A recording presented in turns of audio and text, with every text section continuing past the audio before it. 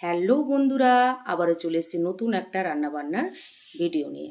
আপনারা প্রত্যেকে কেমন আছেন? আশা করি ভালো আছেন, আমিও ভালো আছি। আজকে কি রান্না করে নিচ্ছি চলুন আপনাদেরকে দেখিয়ে দিই।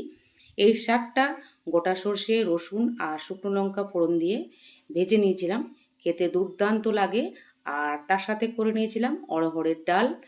আর পুনরায় আবার সেই 10টার মধ্যে রান্নাবান্না কমপ্লিট করে নিতে হবে, কেননা আজ থেকে স্কুল খুলে গেল। আর তার সাথে করে নিয়েছিলাম মাছের ডিমের বড়া, আলু দিয়ে পেঁয়াজ ক্যাপসিকাম দিয়ে রান্না করে নিয়েছিলাম একটু গা মাখা করে। আর এটা ভেবে বেশি খারাপ লাগে যে সারা দিনটা একা থাকতে হবে আর একা বসেই খেতে হবে, মানে দুপুরের খাবারটা একসাথে খাচ্ছিলাম, আনন্দ করছিলাম, খুবই ভালো লাগছিল। তো যার যা কাজ সে তো করতেই হবে।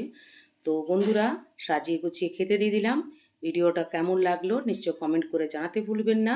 ভিডিওটা আজকের মতো এই পর্যন্তই। ভালো থাকবেন, সুস্থ থাকবেন।